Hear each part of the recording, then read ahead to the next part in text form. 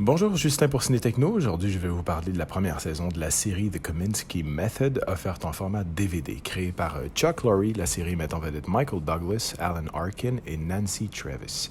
Distribuée par Warner Brothers, la série est disponible en magasin depuis le 19 novembre 2019.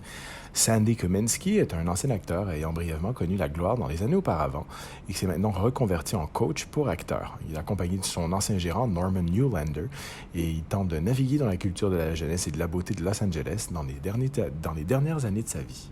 La méthode Kominsky est une série légère composée de 8 épisodes de 26 minutes qui se regardent très bien et qui rappellent un peu les anciennes séries télé pour ados que les trentenaires et les quadragénaires d'aujourd'hui ont suivies il y a quelques années quand même. Des histoires qui n'engagent pas grand-chose avec des personnages passables mais toutefois très sympathiques. The Kominsky Method, c'est un peu comme le Beverly Hills 90210 de l'âge d'or. La seconde vibrait de sa jeunesse éternelle et de son insouciance et de ses amourettes. La première est comme un peu le passage de l'été à l'automne. Liaison amoureuse passionnelle dans la seconde et fuite urinaire et Viagra dans la première. Donc, Netflix a donc récemment mis en ligne les 8 épisodes de la première saison de Kominsky Method, donc avec Michael Douglas dans le rôle titre, l'acteur qui a surmonté il y a quelques années un cancer de la gorge, donc il incarne ici un vieux comédien qui a sa propre école d'acting, qui est donc un coach pour les acteurs et qui tente en vain de retrouver quelques grands contrats.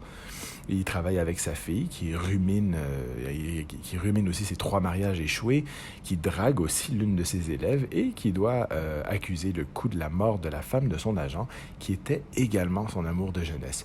Donc la série est créée par Chuck Lorre, qui est un producteur qui pendant 12 ans a fait façonner et évoluer les geeks de Big Bang Theory, la fameuse sitcom qui est déjà passée au statut de culte aujourd'hui, qui s'est terminé très récemment. Donc, l'âge venant, il décide cette fois-ci qu'il veut suivre et raconter un vieux héros.